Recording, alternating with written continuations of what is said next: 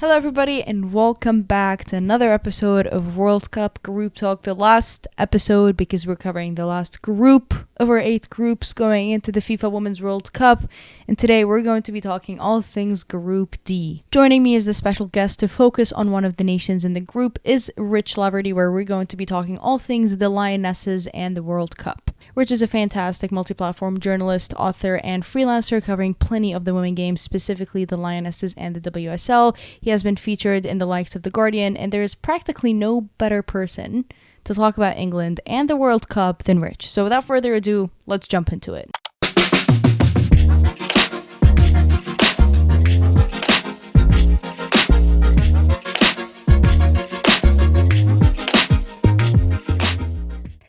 Today, I'm joined by Rich Laverty to talk about all things and the reigning European champions, none other than the Lionesses. Rich, how are you doing today? I'm good. How are you? Thanks for having me on. Good. Very excited to talk to you about one of the big favorites going into the tournament. Let's start off with their squad, 23-player squad already out, one of the first nations to do so, looking slightly different than the Euros, given the different injuries that they're having to deal with. You've also got the likes of Jordan Nobbs in England who kind of squeezed themselves in after making January moves. Names like Laetitia not directly in the final 23rd squad. How do you assess the names that Serena Wiegmann has decided to call up? Yeah, I don't think there were too many surprises. I mean, I did a predicted squad and I got 22. I thought Maya Letitia would be in at Man United, and she went for, I think, probably Esme Morgan instead at Man City. So, yeah, I think there was a few that some people were unsure about because it is quite a different squad to last year, just because of some of the injuries, and a couple of players obviously retired after the Euros as well. So yeah, Serena Wiegmann has kind of shown, she's not about change unless she has to. At the Euros last year, she basically stuck with the same starting 11 throughout the whole tournament, made the same subs, and sort of went with consistency. So Mm-hmm. yeah, apart from the ones that she couldn't physically call up that had retired, or like we say, unfortunately have had long-term injuries, then yeah, I don't think there were too many surprises. Yeah, that's fair, I guess. With a lot of the squads that we see, there's always kind of a big major debate. But other than Laetitia, it looked like a fairly content one with the fans. But talking about the players that you said she can call up with the likes of Williamson, Beth Mead, and I think Frank Kirby also being slightly overlooked with how big of a miss she is going to be. How do you expect the team to kind of react to their loss, because they were such an important role to kind of the Serena Wiegmann era that we've been seeing recently? Yeah, I think footballers, I think, have this way of sort of just trying to get on with things. Like obviously they get into camp. There's 23 players, and whoever that 23 players is, I think they back them to do the job. I think it's a weird one to say because obviously Mead was, the top scorer at the Euros, and she was also the top for assists. So Yeah. it sounds daft to sort of sit here and say she's not a big miss. She is obviously, but like England have a lot of depth in that position. Chloe Kelly, Lauren Hem, Lauren James has obviously emerged since the Euros. Katie Robinson has emerged Mm-hmm. since the so they've still got 4 really good options like on the wings. I think Leah is a bigger loss in terms of we maybe don't have as much depth, and obviously this question marks over Millie Bright's fitness because she's not played for a while. So it's that question of what do they do?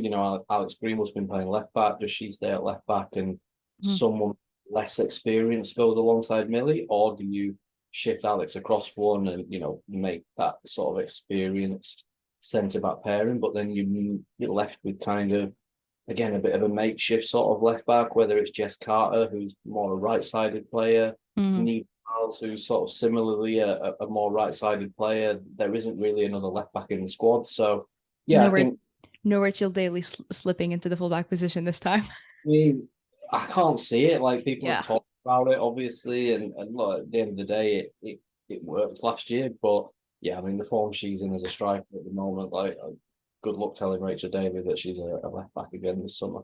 Yeah, no chance she gets slotted into that defense line. But I hate to kind of, I don't really want to say give me a predicted starting 11 because that's a very tough one. But I think it's important to know the importance of Alessia Russo and Ella Toon being kind of the impact subs. And like you mentioned, depth and the certain players that have retired with the likes of Ellen White and Jill Scott and kind of those areas as well where you could rotate. is Serena Wiegmann going to have the luxury of just sticking with the same starting 11 and having to just do the same substitutes, or because she's having to work around these injuries, you're not really going to have your Alessia Russo and Ella Toon be your super subs, and maybe in fact you're not going to be able to rotate so much. Kind of, how do you assess the whole idea of like substituting and kind of what we saw Serena do in the Euros? Yeah, I think obviously with what we know about Serena, I think she will try and keep it the same as much as she can. I think there's obviously a lot of intrigue over that sort of number nine position. I think that's probably the one position. And again, that centre back pairing, whether she goes with Greenwood or one of the younger ones, I think the rest of the team is quite set in stone. But like you say, Mm-hmm. it's intriguing because last year obviously Russo was the backup to Ellen White, and Rachel Daly was the left back. Beth England was in the squad, but she wasn't used. And yeah, I mean now like Russo maybe in the eyes of Vegan still is that likely a replacement for Ellen White, but yeah, I mean obviously Rachel Daly, scoring the goals that she did, tying the record for WSL goals in the season. She won the Golden Boot by I think there was only Khadija Shaw that was Yeah. anywhere near. Beth England had an incredible second half of the season for a team that was struggling. So, in terms of goals, Russo's third in line, but the goals aren't everything. Yeah. Wiegman is obviously different to Mark Skinner or Vicky Jepson or Carla Ward. So, if she, Russo has a lot of all round qualities. She's very strong, very physical, good in the air, runs in behind. I think if you want a pure goal scorer, then Daly in England maybe offer a little bit more as a Yeah. poacher. Yeah, I'm really interested to see who starts. I mean, like you say, there's an argument, especially in the group stage. You could say, well, you could start one of them in every game, but Yeah. I think Serena Wiegmann will do that. I think she'll go, no, you're my number nine, Yeah. and you're starting. And look, at the end of the day, I mean, I don't think you're going to find too many people complaining either way. If Russo starts, Mm-hmm. people are happy, and you've got two great strikers off the bench. If Daly starts, I think people will be happy. If Beth England starts, I think people will be happy because they're all in really good form. So it's one of those problems that it's a nice It's a problem to good, have. yeah. Yeah, I'm thinking, oh my god, I've got no strikers that are in good form. So yeah, I don't really know who's going to start. I mean, It's a million you look dollar question for yeah, sure. you look at the goals and sort of go, it has to be Rachel Daly, but based on obviously last year, Russo was sort of next in line. So I think the Portugal game on Saturday will give us some answers to that because Serena Yeah. sort of really do bluffs. Like, you sort of look at whatever the starting 11 is on Saturday could easily be the starting 11 against Haiti. Hmm. Yeah, I think Serena loves that motto of "Don't fix it if it ain't broke." That was kind of exactly what she did in the Euros. But focusing on the Euros, I think it's kind of fair, and I'd go as far as to say that the Euros were the first time that the Lionesses kind of went not even above and beyond of their potential, but really were able to max out everything that they could have done in a major competition, whether that be I know the Olympics are slightly different, but even at a World Cup beforehand or the Euros. There's a lot of elements you can attribute to that too, but Serena Wiegmann coming in, she didn't have a luxurious amount of time to work with the players. It was kind of the first competition that she took them to. What was it that she executed differently with the squad in terms of their style of play and then just the overall chemistry that they were able to develop off the pitch that just was able to beat every single team and go undefeated in the Euros? I think a big part of what I don't think on the pitch I don't think she revolutionized things too much. Like she came in at a good time in terms of so many good young players that were coming into that squad at the time. Your Kellys, your Hemps, your Toons, your Russos. That we hadn't kind of we knew they were coming. We knew they were coming through the youth teams, but they were sort of working their way in because you still had Ellen White and you had Nikita Paris and people like that. Obviously Beth Mead as well, Fran Kirby, Jill Scott, and I think she stepped in at a good time in that. But I think a massive change was just the attitude of the players. I think the managers before it tried to instill a winning philosophy, but I think they almost tried too hard to do it, like because they were forcing it almost. They were talking about it openly, and Serena kind of came in and didn't put any pressure on. She wasn't saying in the media, yes, we're going to win the Euros, we're going to win the World Cup, we're going to win everything. But behind the scenes, I think she stepped back and just simplified everything. I think she just became really open with the players, made it very clear what the plan was, what they wanted to do, the way they wanted to play, and I think she just stripped everything back and almost took the pressure away. Um, and yeah, I think you could see it, and I said it during the Euros that I hadn't seen an England team play with the freedom that they were playing, of kind of like they weren't bothered about the expectation. They kept it out. They didn't do social media. They didn't media. They just focused fully on the football. There was no circus around it. They just literally went out there, played. They knew their game plan, and you could set your watch by it. We knew sat in the box that at the 60th minute, Alessia Russo and Ella Toone would be on. Probably 10, 15 minutes later, Chloe Kelly would be on. And we knew who'd come off, and the opponents knew it, but you couldn't stop it. It was so effective. And I think game by game, that belief just went higher and higher. And, I remember the Spain game when we were 1-0 down. And I remember thinking, like, in the past, I would have probably been sat there thinking, yeah, we're going to lose. Do you know what I mean? Right. This is how it. But there was always that belief, even with 4 or 5 minutes to go, they'll equalise. Do you know what I mean? They will equalise. And the same in the final. Like, it wasn't arrogance. It was just everything they'd said, they were so calm, they were so composed about everything.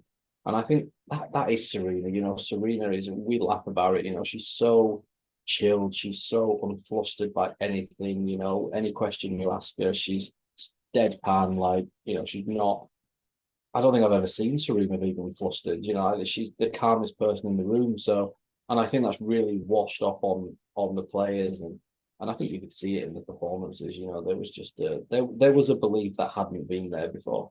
Yeah, it was a different breed, really. I think that Spain game specifically, I'm glad you alluded to that because it was a game that proposed a lot of challenges that they hadn't necessarily been through under Serena Wiegmann, and they kind of just absolutely trailblazered the rest of the Euros. And it was not an easy bracket of games, really, to be honest, that they had coming up against them. But for Serena Wiegmann, it was kind of like bliss for a moment until they had to face Australia at Wembley.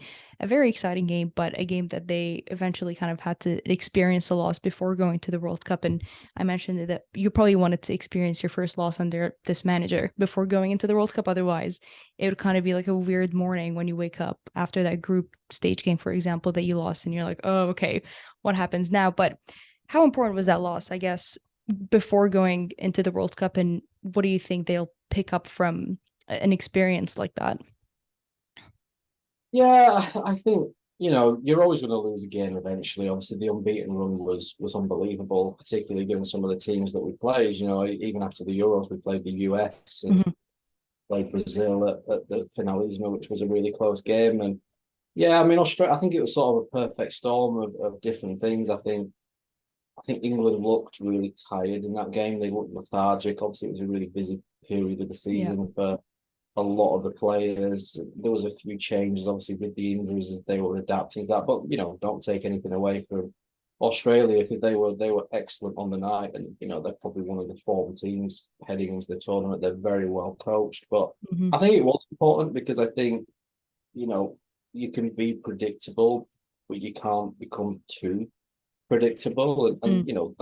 England, everyone knows now how England are going to play, what their strengths are, what subs are going to be like, and you have to adapt to that. But if you're going to try and do that, you have to play quick. You have to play, completely full throttle all the time. Because if you don't, teams will just sit back and they know what you're going to do. They know you're going to try and get the ball out wide and get it into the box. If you don't play with pace, which England didn't do on the night because they just were lethargic, then I Mm. think it's quite easy for a good team to sit back and soak that up and then hit them on the counter like they did. And I don't think it was a England actually, when you look at the stats in the game, they dominant in possession, they had the Yep. most chances. It's just one of those games Yeah. sometimes goes against you. But I think they will have definitely taken a lot away from it in terms of, okay, this is how we're going to play. We know teams are going to start working us out. We have to play quicker. We can't let teams get into position to defend against us. It's hard. I always think you don't see many teams go and win the Euros and then go and win the World Cup back to back. I think it's No. really to do because you are the team that's being targeted. You are the team that has that target on their back. So, yeah, it's tough. I mean, they will have taken a lot from that. And like you say, if you're going to lose a game, then yeah, you'd rather lose a friendly than lose a World Cup game. But yeah, I think there's definitely things to pick up on, and obviously you throw back in. You didn't have the USA at the Euros. You didn't have Canada. You didn't have Australia. Yep. It's a different game in terms of there's more quality as well, plus all the European teams. So yeah, I think they will have taken a lot of lessons from that. But obviously we haven't played since, so we might not see it. That Portugal obviously is an interesting test, but I think hopefully in the latter stages of the World Cup, if we get there, that's where we'll start to see how can England adapt to how teams treat them now. Certainly, yeah. And it's a different kind of opposition that you go up against the World Cup. Taking a closer look at their group, it's kind of maybe an easy, not, I don't want to say an easier group because no group is easy, no game is going to be easy, but I don't know, compare it with the likes of Group B that co-hosts Australia and Canada, for example, are slotted in. This is not the hardest group that England could have had. It's a slightly challenging bracket. Afterwards, however, does not look like an easy route. I don't think there's an easy route this World Cup specifically, but how do you assess the teams that they're going to go up against? You've got some European opposition, some non-European opposition. It's going to be a very different style of football that they're going to come up against every single game. Yeah, I think they would have been, and not to disrespect China, but I think they'd have been delighted to avoid, Brazil, Netherlands, Japan, teams like, because you look at some of the groups, you've got Japan in with Spain, Brazil in with France, Mm-hmm. Netherlands in with USA, and you don't really want that. I mean, it's probably good to have a test, but you'd rather avoid them if you. It was kind of compensated by the fact they got the top seeded team from pot three in Denmark, who are a good side. But yeah, England should win the group. They should. That's not being arrogant. It's just they should win that group, and I think there'll be good challenges. I mean, Denmark are always reasonably solid. China, they try and play good football, possession football. I really like what sort of Haiti try and do. They've got a lot of exciting young players. Obviously, Mm-hmm. Melchi Gaboni, one of them, who's joining Leon this summer. So, yeah, I think it'll be a fun group. Like you say, it's probably one of those where actually winning the group doesn't really do you any favors because you probably go to the second round match with Australia or Canada, which would be really tough. And yeah, then probably Germany in the quarterfinals, which is obviously a repeat of the final last Yeah. year. That's just to get to a semi-final. So yeah, England will have to up their game, and they'll have to be pretty dominant in those three games because they can't go into those games sluggish. They need to go in Yeah. with lots of momentum behind them. So having I hate saying easy group, but like having a maybe less hard group doesn't always work in your favor. Because Yeah. like Australia or Canada will have been through, at least one really tough game to have got there, and Nigeria have a lot of good players as well. So yeah, England have to kind of be battle ready. But they managed that last year. They didn't have the worst group last year. Yeah. Norway were in sort of self-destruct mode. Northern Ireland were at the first tournament, so and it didn't really affect them. But yeah, it's a good group. I think they'll be pretty pleased with it, given they are in a little bit of a sort of okay, what are we going to look like mode with the injuries. Mm. So yeah, they'll all offer their own challenges, I think. But I think if England don't win the group, whilst Yeah. it would actually offer them a better path in a weird way, I think they'd be extremely disappointed if they don't win the group. Yeah, it's pretty comfortable to say that they're likely going to top it. Like I said, not arrogance, but with the quality that they have in looking at the opposition, it should be a task that they are definitely up for. I'm not going to ask for a prediction because that's a very tough one, and we just touched on the bracket. It could be anybody's ball game here, but I think something that I'd love to see what you think, and having a person who is in the UK and has seen the effects of the football scene post Euros. What do you kind of hope this World Cup achieves also in the football scene and the youth participation in the audience and kind of making sure that England is able to continue on that positive trajectory? Yeah, it's really interesting because obviously last year, it was a massive change. I think it's particularly among kids and young girls, it was massive. And we've seen that at games this year, how many kids now are at games and filing down at the end of games to like the side of the pitch with boards, cardboard and things like that, asking for autographs, asking for shirts, and wanting photos and things like. I mean, that was there before, not on the level it has been this year. Like it's gone, especially at the big teams that have the Lionesses. Like it's gone crazy, and yeah, just even little things. I was down at a non-league club a few months ago, and there was there were some kids teams training on the pitch next to it, and they all had the football shirts on, but they had Russo on the back, or they had Kelly on the back, or something like that. And I remember even the day after the Euros, some of the media got invited to the big event that they had in Trafalgar Square, where all the fans were there, and we were in this little mix zone behind the stage, sorry, afterwards, and there was like kids, on their mums and dads' shoulders, like looking over the big fence that was up, trying to get photos and like dangling shirts over, trying to get them signed. And yeah, I think it's gone crazy from that point of view. But obviously, this is the first tournament that we go into as champions, where maybe those kids will be watching, and sort of being aware for the first time of what they're watching, and that these players are their idols because they're the champions, and that comes with pressure and expectation, obviously. But yeah, I think it's only done good for the participation, that that England winning it, and the amount of kids now that are showing interest, boys and girls, not just girls, Yeah. but I think it's more girls than boys, understandably. But yeah, it's been huge, and I think I'll be really interested to see what happens during the World Cup and after the World Cup. I mean, God, like if they won it, then it'd be absolutely crazy. But Yeah. even if they don't win it, I think the kids, I don't think the kids will care. I think they just want to see their favorite players. And Yeah. but yeah, it went through the roof last year. Like it's been so different the last 12 months. Yeah, I think England are putting out a really good tutorial for the other nations of how to capitalize when your team hosts a major competition, but also wins one, which I'm afraid we're slightly running out of time, but we're going to be most certainly watching plenty of the World Cup, and you most certainly will be bringing us great coverage and very interesting stories of some of the nations included, the players that are going to be on the rise, probably going to turn a lot of eyes. How can people follow up and be able to read everything that Rich writes? Yeah, so I mean, I'm on Twitter at Rich Laverty, and there's links to my website and things on there. So yeah, I'm looking forward to it. I think it's going to be if people keep asking me who's going to win it, and like in the past they said, the USA will win it because they always do, and then they have the two tournaments that I've covered previously, and don't get me wrong, like I wouldn't be shocked if the USA do win it, but Yeah. I genuinely think there are 7, 8 nations that will think they've got a really good chance of winning this tournament. And yeah, if you give me £20 now and said put a bet on, I wouldn't have a clue. I really wouldn't. I think it's so open, and I'm so excited to just see the new teams as well. To see Haiti and Morocco and the Philippines and things like that. So Mm.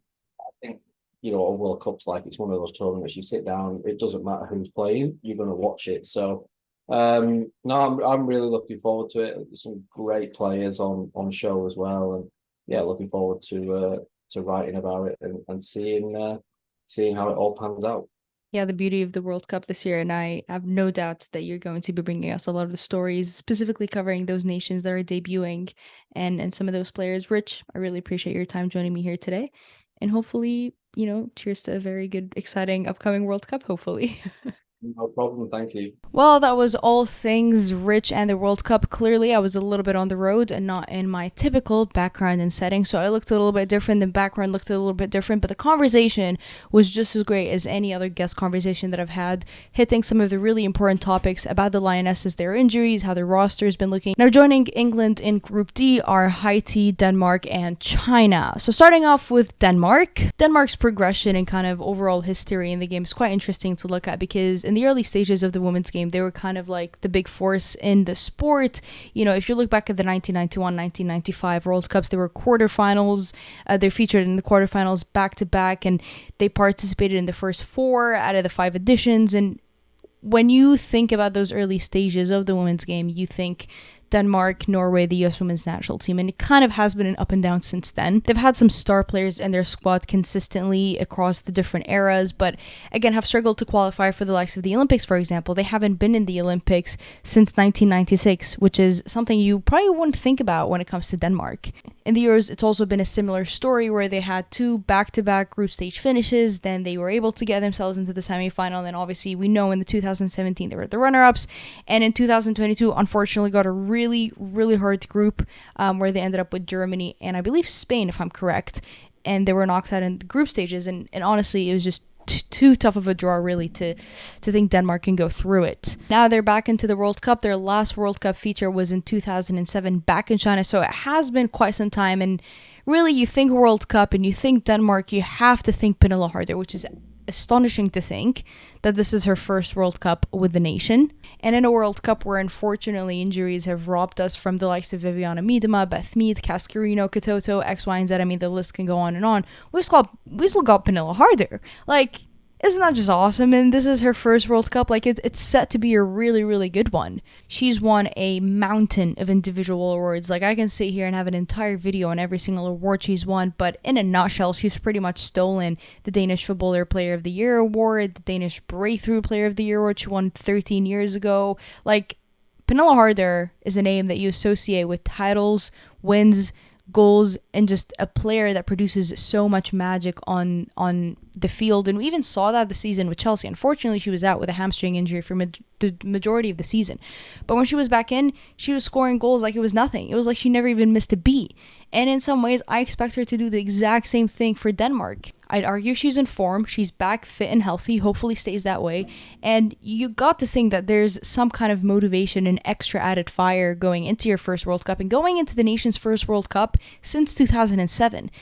Every single player on that field, not just Pernille Harder, is going to have another added kind of like, yeah, we're back into this big stage conversation once again after so many years. They've had up and down mix with fixtures. By the time that I'm recording this, they've got a friendly send-off game against Spain tomorrow. Don't know how that will go, but that's a friendly coming up. But before this friendly that I speak of, they've already beat Norway, they already beat Uruguay. They had a very exciting 1-0 win over Sweden. They've also just beaten Japan. So they're mixing up their opposition. They're going against, likes of Uruguay, but then Japan, but also Sweden. Like, they're mixing up the continental style of play that they're going up against, winning, doing so in a very good fashion. In the majority of these games, Pernille Harder was not in them. So when you've got a missing leader and you're still able to perform and you still have some of these youngsters breaking through, which I will talk about in just a second, that's a really, really good flow you want to stay in. And Lars, their head coach, when he came in, he was really trying to play that 3-4-3 formation, which didn't really work with the player profiles that you have. That fullbacks area or the way you deploy your wingers wasn't really working. And because they've got such a talented line of midfield, you really have to allow those midfielders to run. So he slipped back into the traditional 4-3-3 in the Euros, which I think was quite good. That's what we've seen in the recent fixtures. And, talking about the midfield and some of these youngsters, you have to talk about Catherine Kuhl, who is such a dynamite, sneaky player.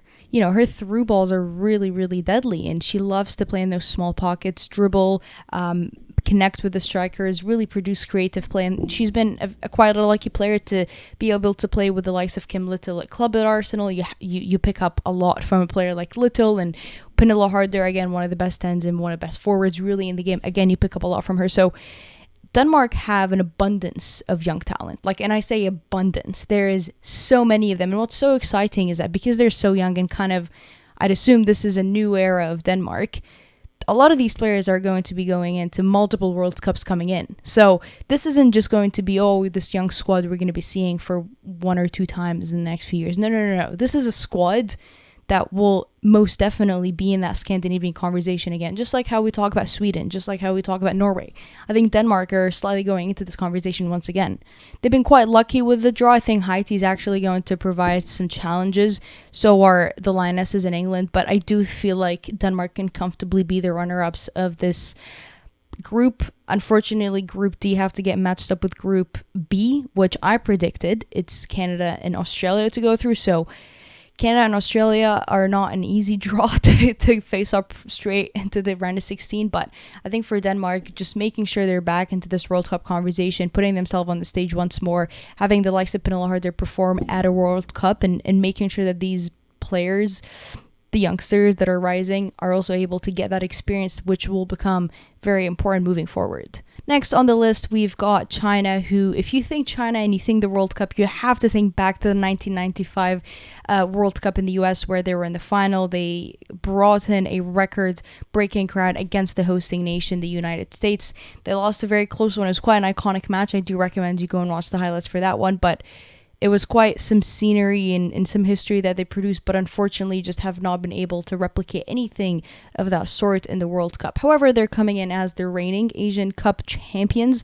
They had to beat South Korea in the final. This was the first time that they've gotten themselves into a final and won it in 16 years. So you could say the past 2-3 years in Chinese football have been a relatively good one in getting themselves back on winning continental cups and on the continental scene, really. Their head coach, Zhu Jingjai, which I'm probably butchering here, was recently announced as the Chinese Football Coach of the Year. She typically sets up her team in, the classic rigid 4-4-2, aims to keep things tight in the back, something that was executed quite well in the Asian Cup. And that's something they've massively worked on since she came in 2020. They only conceded 5 goals in the Asian Cup campaign, which is quite an impressive. They scored 19, conceded 5, won the Asian Cup. 2022 was looking like a really good year. They were able to drill out that 4-4-2, and I think they're going to be coming in with a lot of that momentum. Wang Shanshan was the player of the tournament. She was also just recently named as the Chinese Women's Footballer of the Year. She was involved in both the 2015-2019 World Cup, so certainly one of the few players that are going into her 3rd World Cup in this squad now. She's 33, and man, the experience and the amount of knowledge she's got into that Chinese squad, and listening to a lot of her interviews, she really just loves putting on that red shirt. She's got really strong technical ability, super strong, and even at 33, she's still got those bursts of pace that come out of nowhere. If China are somehow able to pull a crazy upset and make it out of the group stages, I have no doubt that she will be an important part of how they were able to get there. For China, they've shown some really good stability in the back, really promising playmaking, work in the middle, but I think maybe this group was a little bit too hard to ask for. I still think Haiti can give them some challenges. Haiti is going to be giving every nation here some challenges, as I'll touch on them in a little bit. So I think for China, it might be a little bit too ambitious to predict they go through purely because of the powerhouses, the European powerhouses specifically, that they have ended up with. Lastly, let's talk about Haiti, a nation that I have referenced to quite a few times already in the video today. And I mean, what a journey this has been. If you don't know, Haiti is a nation that has had to go through so much trouble with political regime problems, with environmental disasters, with just the nation has gone through it, and the federation has had to work with so many funding challenges, but man, have they really worked hard to make sure that the women's national team is able to go to the games that they were able to put together, which again was very hard to do and execute. It's not a very big nation, so it's not like you've got a ton of players that are available in the pool, but Haiti's journey up here has really been quite an inspirational one. They're one of the nations that are really enjoying this expanded edition of the World Cup. They finished 3rd in Group A of the CONCACAF. That gave them a playoff spot in New Zealand. Obviously, they went on and defeated Senegal in the semifinal, and then obviously we know that dramatic game against Chile where they won 2-1. And man, what a game that was. They usually set up in a 5-3-2, which is a formation you'd expect from a team like Haiti. It was the exact same formation they set up against the United States in the CONCACAF, which they lost 3-0. Honestly, a scoreline that is quite generous against the United States. It's because they frustrate teams when they play that low block. In the qualifiers, they really switched it up. You got a 4-1-4-1 against Chile, a 4-4-2 against Senegal. It was really, you just didn't know what you were going to get, and I expect them to be exactly the same in the World Cup group stages. I almost expect them to set up 3 different formations in the 3 different group stages, which is why I think Haiti are going to possess a lot of challenges people might not be expecting. It's because you just don't know what they're going to come out with. Every single player on there is so athletic. You look at these players, it's like they're marathon, triathlon players. They're technically so proficient as well. And let's talk about the likes of Modissier and Demarny. This duo has been really the face of Haiti. Demarny is only 19, but she has been such a key component to the squad, to their qualification route. In that Haiti, she was the one who scored the brace. She's solid, she's quick, she's skillful. She was also part of the under-20 Women's World Cup adventure back in 2018, and she was only 15 at the time. She's almost like a Jessie Fleming that started going to World Cups at 15. She comes out with so much determination, fighting spirit, and unleashes so many dangerous, shots on there. And her second goal against Chile was the one that, you know, just claimed it for them. And you can just see how happy she was and how happy the squad was for each other that they were able to get this qualification spot. Montessor, probably her partner in crime, really. She's only 24, but she's also got a significant amount of experience. And when I spoke athleticism, I'm certainly referring to her because she played judo professionally at some time and has been representing Haiti since she was 15, 14 even. She played for them in the U15, U17, U20, now into the senior squad. She's already racked up so much experience there. And this is what I'm talking about. Haiti putting in whatever money that they have into the federation, pumping in that youth structure where you've got players like those two duo that are absolutely ripping it apart for Haiti. And that's what I love about Haiti. It's such an inspirational story, and these players have not had it easy at all to get to the stage. But seeing them qualify into the World Cup with the journey that they've had, you've got to be happy for them. For any debuting nation, you obviously want to get a win, and I think Haiti can certainly put in some really good games. If possibly they can pull in a draw, a point or two here and there would be really interesting. Maybe they could be the team that is kind of like picking off points from the teams that end up topping the group. I hope they're not a team that crumbles under pressure. They don't seem like the team to crumble under pressure, and I hope the occasion is not too big for them. Let me know your thoughts on Group D on my chat with Rich, and really I want to hear your opinions on this entire series. I've thoroughly enjoyed covering all 32 nations, because every team has had such a unique journey to get up here. Every single player that's featured in the qualification and featured in the final 23 squad roster. I was able to speak to some incredible guests on the show. For me, it's crucial to be able to speak to diverse and different perspectives of some of these teams and some of these conversations. So I thoroughly had a great time with that. Let me know your opinions on how you enjoyed it. If you had a favorite episode, if your favorite guest even, let's throw it in there. But as always, to stay updated and to continue enjoying the beautiful game, make sure you subscribe to me here on YouTube and follow me on Twitter, because there will be plenty of content this upcoming summer for the Women's World Cup. Next time I talk to you, we would have kicked off the World Cup.